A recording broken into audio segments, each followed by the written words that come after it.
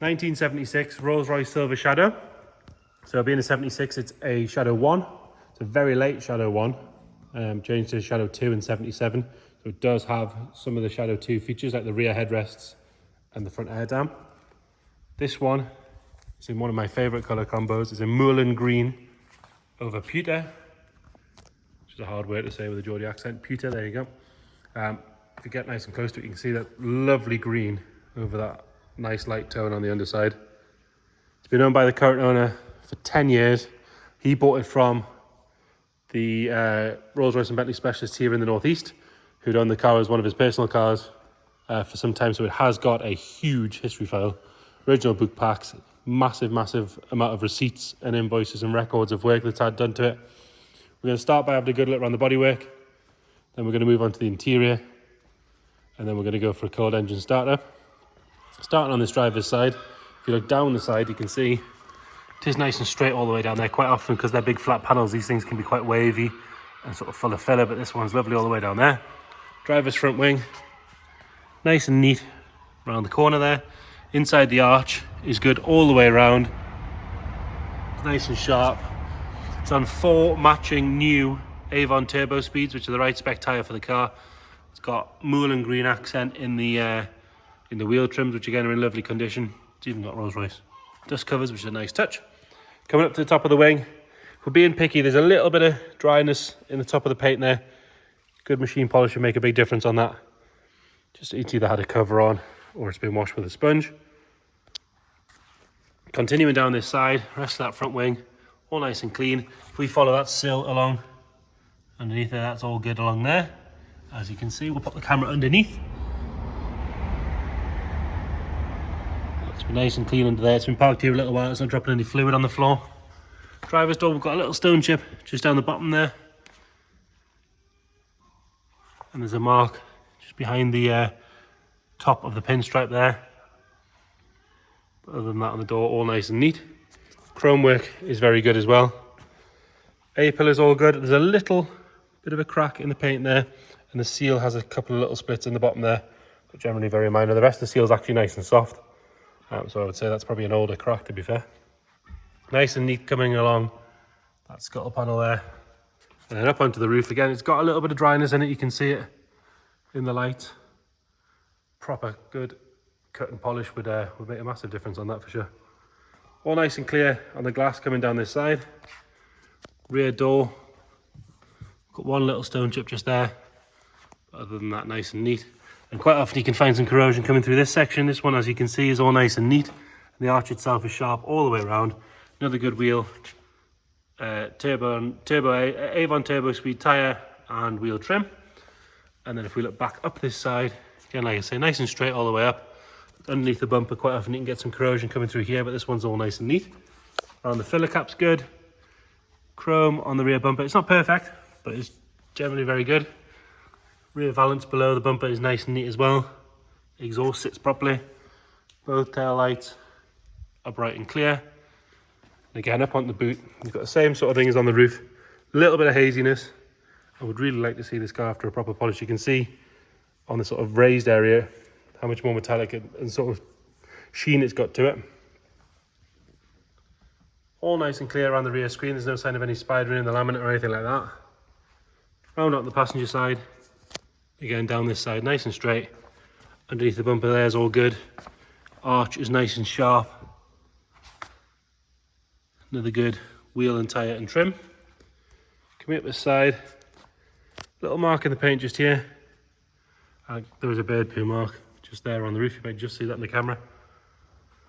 The roof itself is nice and straight. It's not covered in any ripples or dents from things like hailstone or anything like that with it being such a big panel. Lovely and clear on the glass on this side. There's a couple of little marks in the paint just there. You won't be able to see them on the camera, but they are there. Nice and clean. Along with sill on this side. Rear door, that's all good. As is the front door. The front wing, we've got the same sort of little crack in the paint just there. A-pillar itself's good. The scuttle on this side's nice and neat. And then front wing, start at the bottom, work our way all the way around. Nice and neat all the way around that arch. Another good wheel and tyre. And up onto the top.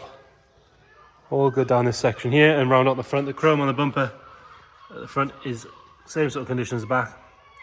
It's a good 8 out of 10. It's not perfect, but it's generally very, very good. Same with around the lights. And the grille is all lovely, as you can see. Nice condition on the Spirit of Ecstasy. And the valance below. It's got a little mark at the bottom there where it's caught something, but other than that, all good. And then on the bonnet, I did notice there's a bit of dryness in the lacquer either side of the bonnet stripe. The rest of the bonnet, nice and neat. Moving on to the interior, and it is just had new Moorland green proper lambs wool over rugs, which are in lovely condition, obviously being brand new. If you look underneath, the carpet set's very good. Door card on this side is nice. Importantly, it's the wood one. Look at a couple of little marks where something sort of caught, maybe a ring or something like that, or a watch. But the actual wood itself is lovely all the way along. Same story on the dash, nice and neat, and down the centre console. It's got the sort of older standard stereo, but it does have a more modern Pioneer one fitted down here out the way.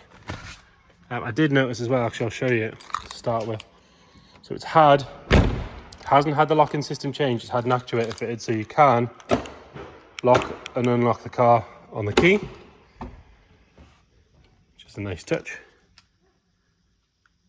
All nice and neat on the driver's seat. Lovely and firm, it's not collapsed or anything like that. Around the steering wheel is good.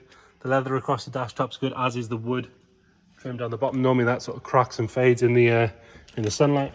I'll pop the bonnet while we're here. Mileage wise, it shows 24,505. If you check the description, we'll detail what we know as far as where that goes. All nice and neat on the wood on this rear door. Armrest's nice, all chrome, looks really good. Got the footrests, and again, brand new over rugs in the back. Backs of the seats are good, these aren't pulled out or stretched. Rear seats are nice and neat. And the wood around the mirrors, all good. Headlining is lovely, smells like a rose in there as well. And we've locked the boot, there we go. So we'll unlock that. I did notice it's all one key as well, which is always nice. And in here, nice and neat. Battery cover's where it is. It has had nice leather fitted, which is always useful. We've got the tool roll there on the left, on the right, sorry. Under there looks to be nice and dry. There's no sign of any corrosion coming through, which is the usual sound deadening. Other than that, all good. The carpet itself fits properly. Rear left, nice and neat on the door card. Again, the wood is good. There's nothing worse than one with loads of lacquer peel on the wood. Seats are all nice and neat.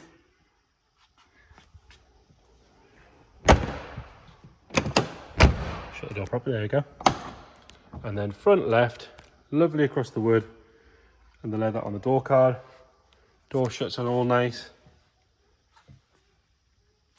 And then the passenger seat, nice and neat as well. Leather and the wood on this side is good, as is the dash top and that extra bit of wood trim down there. Under the bonnet you got a 6.75 litre V8. Driven to is this one as well. All the plaques are where they should be. There's no sign of any fluids leaking out of the top if we go underneath. Same story under there. Like I say, it was driven to us yesterday. I've started up and pulled it in this morning. It started up on the button, but it is nice and cold now.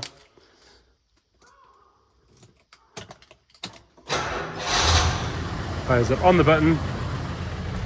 No sign of any issues in there. Taking over nice and happy as it should. Even the bonnet light works, which is pretty unheard of, and the sound deadening on the underside is all lovely. And then if we come around the back, nothing nasty coming out of there, all nice and clean.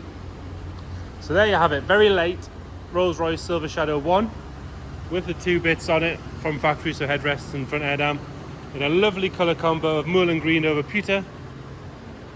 Ready to go. Any more questions, please get in touch. Thank you.